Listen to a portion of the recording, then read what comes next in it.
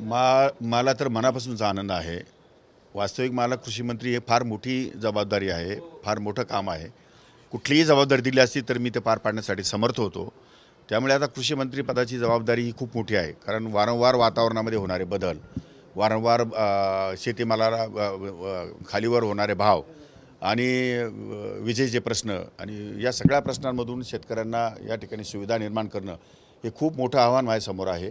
पण मला खात्री आणि विश्वास आहे यातून लवकरात लवकर या शेतकऱ्यांना दिलासा मिळेल आणि चांगलं काम महाराष्ट्रामध्ये शेतकऱ्यांसाठी उभं करेल हे मी तुम्हाला खात्रीपूर्वक सांगतो। खरं तर नाशिक जिल्ह्याला कृषी मंत्रिपद मिळालेलं आहे। नाशिक जिल्ह्यात जर आपण बघितलं तर द्राक्ष असेल, कांदा असेल, याचे प्रामुख्याने प्रश्न उद्भवत असतात। यांना आपण कसं सामोरे जाणार? काही काळजी नाही, ज्या वेळेस जसे प्रश्न निर्माण होतील ते प्रश्न सोडवण्याची जबाबदारी मी घेईन। केंद्र आणि राज्य सरकारच्या माध्यमातून शेतकऱ्यांना योग्य तो न्याय दिला जाईल, बिलकुल कमी पडणार नाही। गेल्या अनेक वर्षापासून शेतकऱ्यांची मागणी आहे कांद्याला हमी भाव मिळावा, आपण त्या संदर्भात मी आता तेच मी आता चॅनलला मुलाखत देण्यापूर्वी सांगितलं की या संदर्भामध्ये धोरणात्मक काही निर्णय घ्यावे लागतील आणि त्यासाठी केंद्राशी बोलावं लागेल। त्यामुळे इट विल टेक टाईम, थोडा वेळ जाईल त्याच्यामध्ये, पण कायमस्वरूपीचे निर्णय या ठिकाणी घेणं आवश्यक आहे। त्या संदर्भात केंद्राशी बोलून मग मी त्याच्यावर निर्णय आपल्याला सांगेल। आपल्याला जे कृषी खातं मिळालं ते आपल्याला अपेक्षित होतं की आणखी कुठलं खातं आपल्याला हवं? मला कुठलंही खातं दिलं असेल चाललं असतं, मला समुद्राच्या लाटा मोजायला लावला असेल चाललं असतं म्हणून मला काय खातं काय फार माझी दृष्टिकोनातून मोठी गोष्ट नाही आहे। कोणत्याही खात्याला न्याय देण्याची जबाबदारी माझी आहे, मी ती देईन पक्का। आपण ज्यावेळेस या ठिकाणी आला आपलं स्वागत झालं, यावेळी आपल्या कार्यकर्त्यांची भावना होती की आपण पालकमंत्री व्हावं, आपला पालकमंत्री पदावर दावा? पालकमंत्री पदावर आमचा दावा आहे राष्ट्रवादी काँग्रेस पक्षाचा। आमचे 7 आमदार आहे आणि नियमाप्रमाणे धोरणाप्रमाणे ज्यांचे आमदार जास्त आहेत त्यांना पालकमंत्रीपद त्या जिल्ह्याला देतात असा नियम आहे। असा माननीय मुख्यमंत्र्यांना पण ते अवगत केलेलं आहे, आम्ही मागणी केलेली आहे।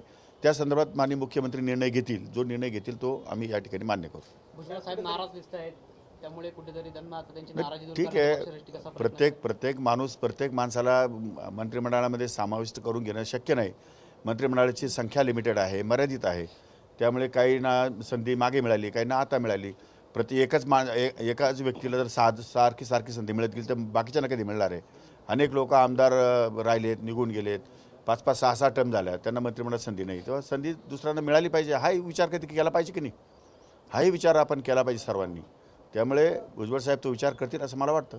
साहेब, कुठेतरी जिल्हाभरामध्ये जर जे मोजके नेते आहेत त्यामध्ये स्टेट फॉरममध्ये आपण देखील आहात, भुजबळांना डावलून आपल्याला बळ दिलं जात आहे अशी देखील चर्चा जिल्हाभर सुरू आहे। असं काही नाही आहे, असं भुजबळ मला याच्या अगोदरही आम्हाला सर्वांना सामुदायिक बळ मिळतच होतं की मला काय वेगळं बळ देणार आहे? आणि तेवढी ताकद माझ्यामध्ये आहेच ना, मागे होती ना आताही आहे। मी जरी आमदार होतो ते काय कमी होतो का? आमदार होतो तेव्हाही भरपूर होतो मी, आता तर मंत्री आहे, आता काय चिंता करण्याचं कारण आहे?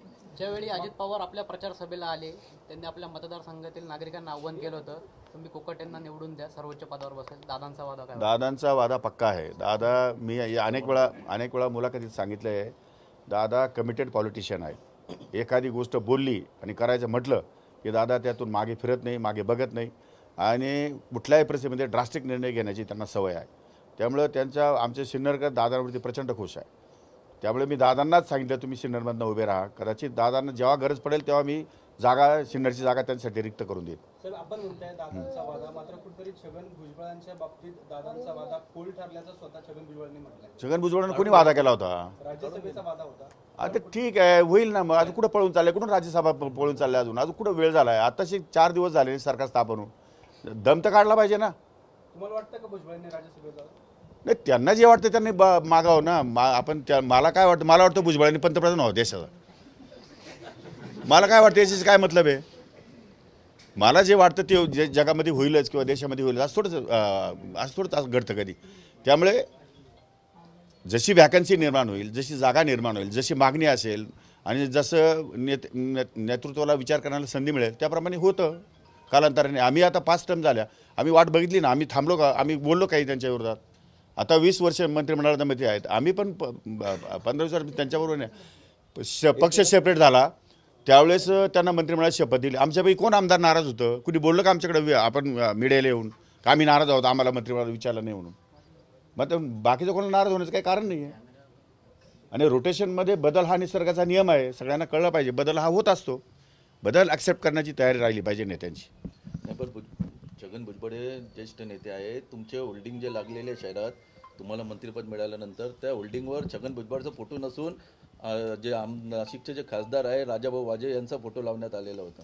ते चर्चेचा विषय देखील ठरलेला. ते कसं आहे की लोकसभेच्या काळामध्ये अनेक लोकांनी स्थानिक आमच्या राजाभाऊ वाजेच्या संदर्भामध्ये पॉझिटिव्ह निर्णय घेतले. त्यांनी मला सांगितलं की आम्ही तुम्हाला तुमचं ऐकणार नाही, तुम्हाला मदत करणार नाही. हे बघा, जनतेचा रेटा असतो, जनतेला जे योग्य वाटतं ते करत असतात. त्यामुळे लोकांना काय वाटतं, लोकांनी काय करावं हे काय माझ्या हातात नाही. त्यांनी पोस्टर जे लावले असतील ते कार्यकर्त्यांनी लावलेले आहेत, मला विचारून लावलेले नाही. मी लावलं की एखादं पोस्टर मी लावलं आणि त्याच्यामध्ये भुजबळांना कट केलं असं आहे का तुम्हाला दिसतं? मग माझ्या मतदारसंघामध्ये अनेक निवडणुकांमध्ये अनेक वेळी अनेक कार्यक्रमांमध्ये भुजबळांचे फोटो लागलेच आहेत, मी जिथं लावले ते. त्यामुळे इथं नसतील तर तो माझा काही दोष नाही, तो कार्यकर्त्यांचा दोष असू शकतो.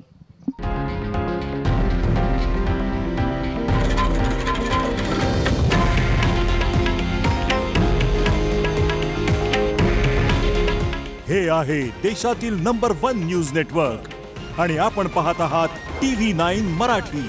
काळजी तुमची, हित महाराष्ट्राचं.